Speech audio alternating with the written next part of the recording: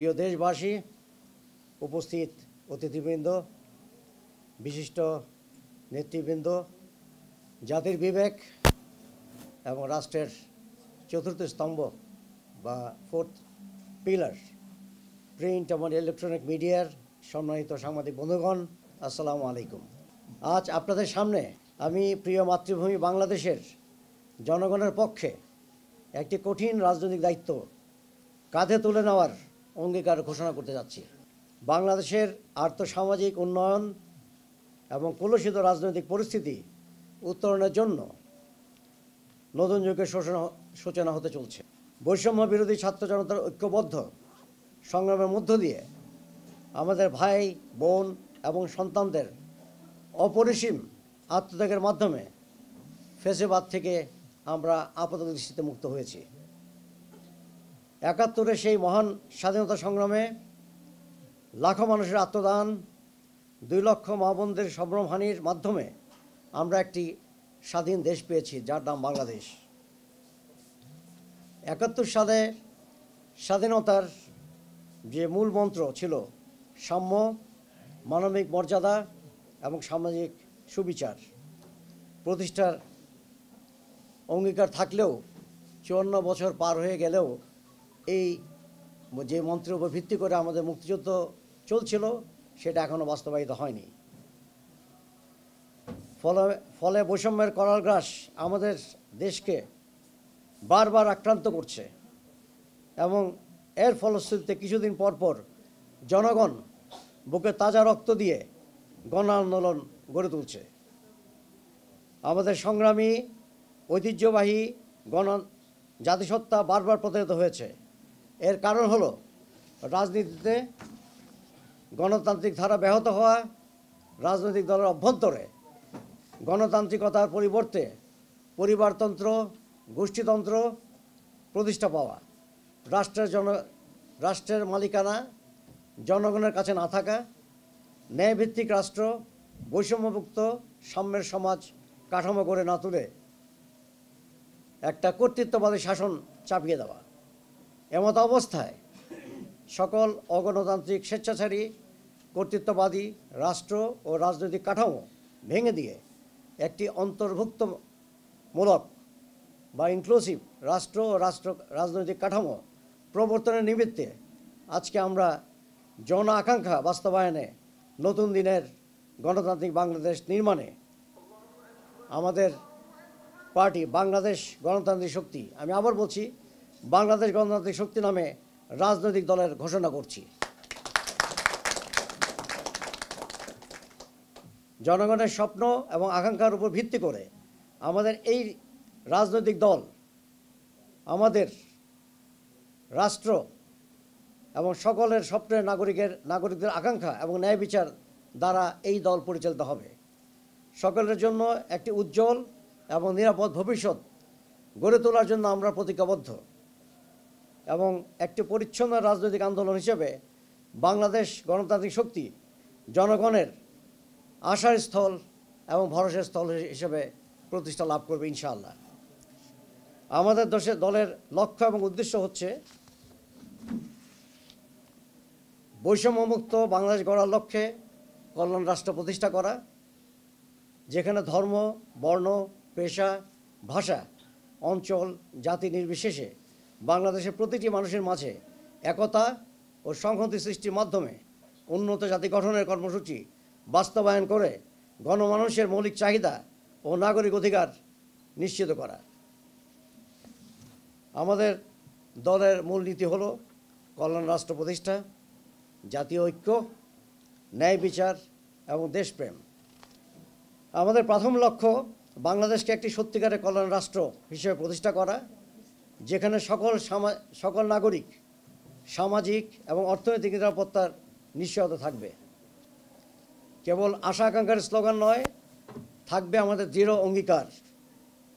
আমরা নিশ্চিত করব যে এই বাংলাদেশ রাষ্ট্রের যাবতীয় নিয়ম, নীতি, আইন এবং কর্মসূচি হবে অন্তর্ভুক্তিমূলক, ন্যায্যতার এবং মূল্যবোধের ভিত্তিতে।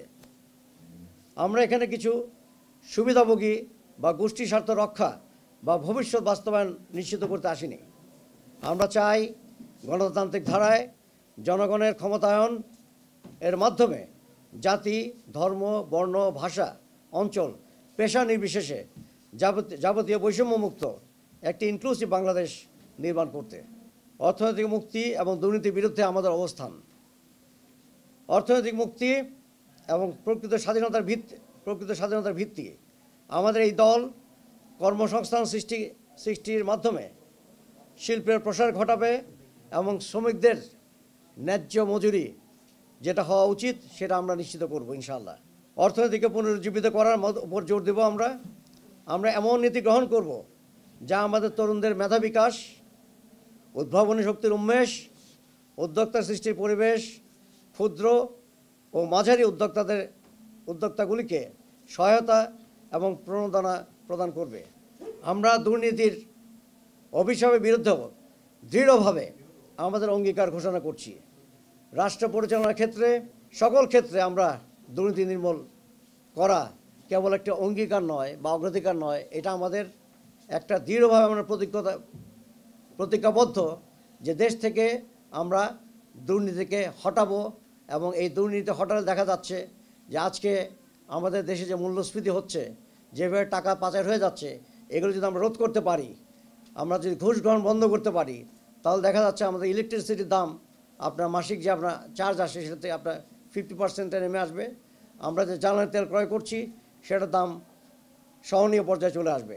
আমরা চাচ্ছি একটা স্বচ্ছতা, জবাবদিহিতা এবং ন্যায় বিচার প্রতিষ্ঠার ক্ষেত্রে পূর্ণ মনোযোগ সহকারে অবিরাম এক লড়াইয়ের সামিল হতে, যেখানে আমরা আপনাদের সকলকে চাই। প্রকৃত ন্যায় বিচার প্রতিষ্ঠার জন্য আমাদের আইন প্রয়োগের সংস্থাগুলির সংস্কার প্রয়োজন। আপনারা জানেন আমাদের পুলিশ বাহিনীর অবস্থা কেমন হয়েছে। এই পুলিশ বাহিনীকে সম্পূর্ণভাবে ঢেলে সাজাতে হবে এবং সেটার জন্য আমরা সম্পূর্ণভাবে প্রস্তুত। যদি সরকার চায় আমরা সেই ব্যবস্থা করতে পারি।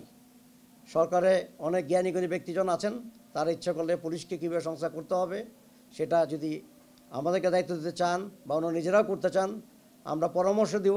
আশা করি আমরা আমাদের সহযোগিতা নিয়ে, আমাদের পরামর্শ নিয়ে তারা পুলিশকে ঢেলে সাজাবে। সেই সাথে আমাদের সশস্ত্র বাহিনীর সংস্কার প্রয়োজন।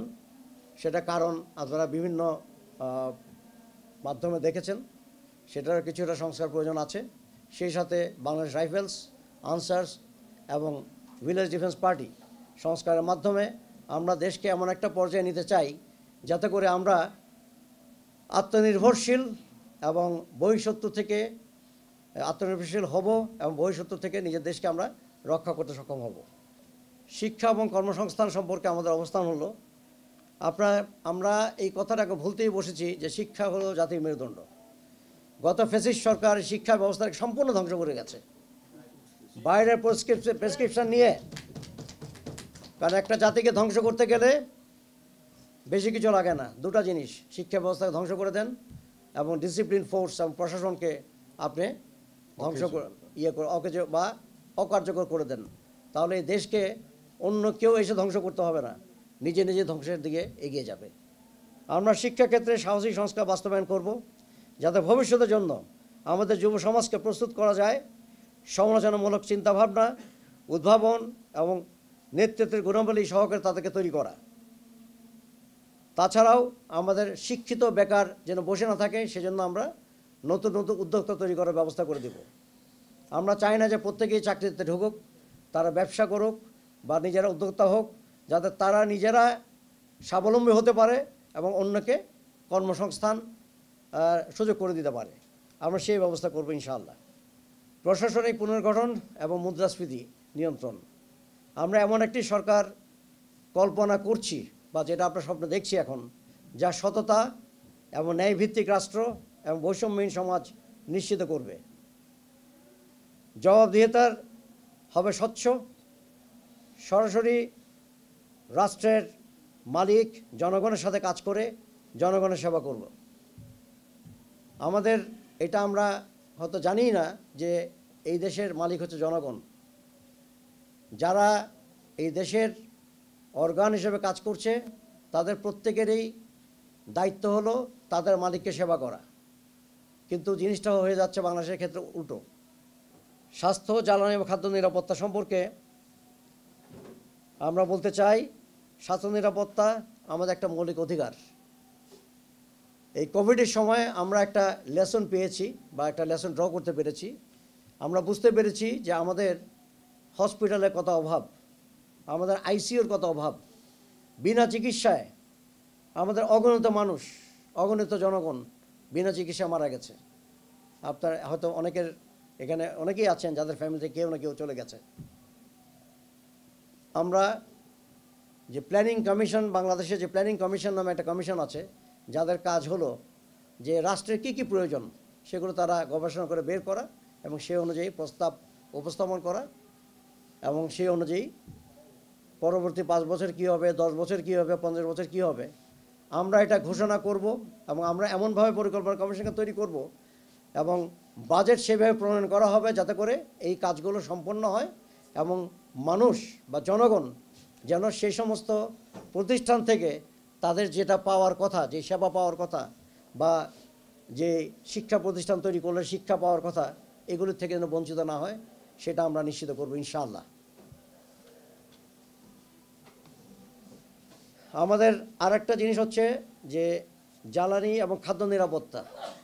আপনারা জানেন 71 সনে আমাদের জনসংখ্যা ছিল মাত্র 7.5 কোটি। তার মধ্যে 1 কোটি চলে গিয়েছিলাম পার্শ্ববর্তী রাষ্ট্রে, সেখান থেকে কিছু ফিরেছে আর কিছু ফেরে নাই। কিন্তু আমাদের কিন্তু ল্যান্ড মাস, অর্থাৎ বাংলাদেশের যে ল্যান্ডের যে পরিমাণ, আয়তনে কিন্তু আমাদের কোনো বৃদ্ধি পায়নি। তারপরেও আমি বলবো যে আমাদের কৃষকদের হাতে ম্যাজিক আছে, তারা সোনা ফলাতে পারে, শুধুমাত্র তাদের একটু সহযোগিতা প্রয়োজন। তো আমরা প্রতিশ্রুতিবদ্ধ যে আমরা আমাদের কৃষকদেরকে সেই সহায়তা দিব এবং আমাদের যে ধান গবেষণা যে ইনস্টিটিউট গাজীপুরে আছে সেটাকে আমরা এমনভাবে সমৃদ্ধ করব। আপনারা যদি গাজীপুরে যান সেখানে গিয়ে দেখবেন যে 50 জনের উপরে পিএইচডি হোল্ডার, কিন্তু তারা অবহেলিত। আমি ভিজিট করেছি সেখানে, তাদের কোনো কথাই সরকার বা সংশ্লিষ্ট মন্ত্রণালয় শোনে না। তারা যে সমস্ত সুপারিশ করে তাদেরকে যদি আমরা আজকে স্বনির্ভর করে দিতে পারি বা প্রয়োজনীয় ফান্ড প্রোভাইড করতে পারি, তারা এই দেশে মিরাকল ঘটাতে পারবে এবং খাদ্যে আমরা স্বয়ংসম্পূর্ণতা অর্জন শুধু করব না, আমরা রপ্তানিও করতে পারবো। আমাদেরকে স্বনির্ভর হতেই হবে, কারণ চারিদিক থেকে আমাদের কাছে থ্রেট আসছে যে আমরা রপ্তানি করব না বাংলাদেশে, আমরা এটা দিব না সেটা দিব না। প্রথমত থ্রেট আসছে কি, আমরা গরু দিব না। ভালো কথা, তো গরু না দিয়ে আমাদের উপকারই হয়েছে। আমাদের যারা গরুর লালন পালন করেন তারা খামারিরা আজকে স্বনির্ভর হয়ে গেছেন এবং ইনশাল্লাহ আমাদের যে প্রয়োজন সেটা তারা মেটাচ্ছেন। কিছু হয়তো আপনার শর্ট পড়ে, বা তাতে আমাদের কোনো অসুবিধা হচ্ছে না, চলে যাচ্ছে। কাজেই আমরা কোনো থ্রেট বা কোনো হুমকি ধামকির উপর আমরা ভয়ভীত নই। আমরা আত্মনির্ভর হব, আমরা স্বনির্ভর হব এবং দেশকে আমরা সামনের দিকে এগিয়ে নিয়ে যাব। মানুষের ক্রয় ক্ষমতা সংরক্ষণের জন্য মুদ্রাস্ফীতি মোকাবেলা, এটা যারা অর্থনীতিবিদ তারা ভালো বলতে পারবেন। এটার নিয়মটা হচ্ছে যে মুদ্রাস্ফীতি মোকাবেলা করতে গেলে বাড়ির থেকে প্রথমত আমদানি করে সহনীয় পর্যায়ে দামগুলি নিয়ে আসা, পরবর্তীতে যারা এখানে সিন্ডিকেটের মাধ্যমে আমাদেরকে জনগণকে ঠকিয়ে মুনাফা অর্জন করছেন তাদেরকে একটা শিক্ষা দেওয়ার এটার একটা উৎকৃষ্ট উপায়। আমি একজন অর্থবিদের সাথে কথা বলেছি, সে সুন্দর একটা ফর্মুলা দিয়েছে। আমাদের বাংলাদেশ থেকে যতজন অর্থবিদ হয়েছেন আগে এবং এখন হচ্ছেন আমাদের ইউনিভার্সিটিগুলো থেকে, তারা বিদেশে অনেক প্রশংসার সাথে তারা পিএইচডি করে আসছে এবং দেশে এবং বিদেশে তারা তাদের অবদান রেখে যাচ্ছে। আমাদের সুপারিশ থাকবে সেই সমস্ত ক্রিম অর্থনীতিবিদদেরকে একত্রিত করে তাদের পরামর্শ গ্রহণ করে কীভাবে মূল্যস্ফীতি কমানো যায়, কীভাবে খাদ্য দ্রব্যের মূল্য নিয়ন্ত্রণ আনা যায়, তাদের পরামর্শটা নিয়ে আমরা সেভাবে সরকারকে, এই বর্তমান সরকারকে আমরা পরামর্শ দিচ্ছি তারা যেন এই উদ্যোগটা গ্রহণ করেন। তাহলে হয়তো আমাদের যারা দারিদ্র্যসীমার নিচে বসবাস করছে তারা অ্যাটলিস্ট 3 বেলা ভালোভাবে না হলেও 2 বেলা তারা খেয়ে পরে বেঁচে থাকতে পারবে। আমি একটু আগে বললাম আত্মনির্ভরতা এবং দেশপ্রেম। আত্মনির্ভরতা হলো একটি শক্তিশালী এবং সার্বভৌম জাতির ভিত্তি। আমরা বৈদেশিক সহায়তার উপর নির্ভরতা হ্রাস করার জন্য আমাদের জনগণের প্রতিভা এবং সম্পদকে কাজে লাগাবো, যেটা একটু আগে বললাম। আমাদের নীতিগুলি দেশপ্রেমের চেতনায় পরিপূর্ণ হবে, ঐক্য, ত্যাগ এবং জাতীয় অগ্রগতির জন্য একটি যৌথ প্রতিশ্রুতিকে উৎসাহিত করবে। ভিন্ন ভিন্ন ধর্ম ও জাতিসত্তার চাহিদা, নিরাপত্তা, অধিকার এবং সুরক্ষা নিশ্চিতকল্পে আমরা প্রতিজ্ঞাবদ্ধ। বাংলাদেশে নৃগোষ্ঠী সহ কোনো নাগরিকই যেন, অর্থাৎ আমরা এখানে প্রায় 39টা বা 51টা নৃগোষ্ঠী আছে, তারা সহ বাংলাদেশের মুসলিম, বৌদ্ধ, খ্রিস্টান, তাদের মধ্যে যে সম্প্রীতি ভাবটা আছে, আমাদের দেশে কোনো গণ্ডগোল হয়নি, কোনো হিন্দুদের সাথে আমাদের কোনো রেষারেষি নাই। আমরা বহুকাল ধরে একসাথে আসছি। আমাদের পার্শ্ববর্তী দেশ যে ধরনের প্রচারণা চালিয়েছিলেন যে হিন্দুদের বাড়িঘর নাকি জ্বালিয়ে দিচ্ছে, যখন সেগুলো তাদেরকে দেখানো হচ্ছে ভিডিও ফুটেজের মাধ্যমে যে এখানে কোনো কিছু ঘটেনি, তারপরে তারা থামছিল না। এক পর্যায়ে যখন আমাদের হিন্দু ভাই বা বোনেরা তারা নিজেরা ইন্টারভিউ দিয়ে বলছেন যে আমরা এখানে খুব ভালো আছি, আমাদেরকে নিয়ে আপনাদের মাথা কামানোর কোনো প্রয়োজন নাই, তারপর এখন কিছুটা কমেছে। এবং সেটা কমিয়ে দিয়ে এখন তারা যেটা শুরু করেছে, আমাদের বর্ডারিং এলাকায় তারা গণ্ডগোলের চেষ্টা করছে। কাঁটাতারের বেড়া যেখানে নির্মাণ করার কথা না সেখানে নির্মাণ করছিল। বাট আমি বলবো আমাদের বাংলাদেশ রাইফেলস এখন আগের মতো আবার জেগে উঠেছে এবং তাদের প্রতিটি অনৈতিক, অন্যায্য সে কার্যকলাপ তারা বন্ধ করে দিতে পেরেছে এবং এটা চালিয়ে যাবে বলে আমি আশা করি ইনশাআল্লাহ। প্রিয় দেশবাসী, আমাদের অঙ্গীকার, আমাদের এই রাজনৈতিক দল বাংলাদেশ গণতান্ত্রিক শক্তি বাংলাদেশ সকল জনগণের জন্য আশা ও নির্বাচনের আশ্রয়স্থল হিসেবে আত্মপ্রকাশ করছে। আমি আশা করব যে আমাদের এই দলটি সকল জনগণের জন্য একটা আশ্রয়স্থল হবে। আপনারা যে কেউ বিপদে পড়ুক, যে কেউ কোনো সমস্যায় পড়ুক, আমরা যেখানে থাকি না কেন, আমরা একতাবদ্ধভাবে আমরা সেই ব্যক্তি বা সেই গোষ্ঠীর সহযোগিতার জন্য, সাহায্যের জন্য আমরা এগিয়ে যাব ইনশাআল্লাহ। একই সাথে আমরা একটি জাতি গঠন করব যা আমাদের পূর্বপুরুষদের স্বপ্ন পূরণ করবে। ৭১-এর সকল শহীদ এবং সকল জীবিত মুক্তিযোদ্ধাদের এবং বৈষম্যমুক্ত গণতান্ত্রিক বাংলাদেশ নির্মাণে ২০২৪ সালের গণ-অভ্যুত্থানের আত্মত্যাগী হাজার হাজার ছাত্র জনতার বিপ্লবী চেতনার প্রতিনিধিত্বকে বহন করবে, বর্তমান ও ভবিষ্যৎ প্রজন্মের আকাঙ্ক্ষা পূরণ করবে এবং সমৃদ্ধির উত্তরাধিকার গড়ে তুলবে। তো এই ছিল আমার মোটামুটিভাবে আজকের বক্তব্য। এখন এই বক্তব্যের পাশাপাশি আমি আর কয়েকটা কথা বলতে চাই যে আমাদের বর্তমান অন্তর্বর্তীকালীন সরকার আজকে প্রায় 6 মাস হয়ে গেল তারা দায়িত্বভার গ্রহণ করার পরে তারা বিভিন্ন কমিশন গঠন করেছেন এবং কমিশনেরগুলির মধ্যে বেশ কয়েকটা কমিশন তাদের রিপোর্ট জমা করেছেন। আমরা আশা করব সেই কমিশনের সুপারিশগুলো তারা যথাযথভাবে মূল্যায়ন করবেন এবং বিভিন্ন রাজনৈতিক দলগুলির সাথে তারা বসে এটার একটা যৌক্তিক সমাধান বের করে তারা দ্রুত নির্বাচনের ব্যবস্থা করবেন। এখানে একটা পয়েন্ট যেটা নিয়ে আমরা খুব চিন্তিত, সেটা হচ্ছে যে এই সরকারটা যে গঠিত হয়েছে সেটা হচ্ছে তারা পূর্ববর্তী যে সংবিধান আছে সেই সংবিধানের শপথ দিয়ে তারা সরকারটা গঠিত হয়েছে। এটা কোনো বিপ্লবী সরকার না। যদি এটা কোনো বিপ্লবী সরকার, যেহেতু একটা বিপ্লবের মাধ্যমে এই সরকারটা গঠিত হয়েছে, এটা আমাদের মতে একটা বিপ্লবী সরকার হওয়া উচিত ছিল, তাহলে তো অনেক কিছুই খুব দ্রুত করা সম্ভব হতো।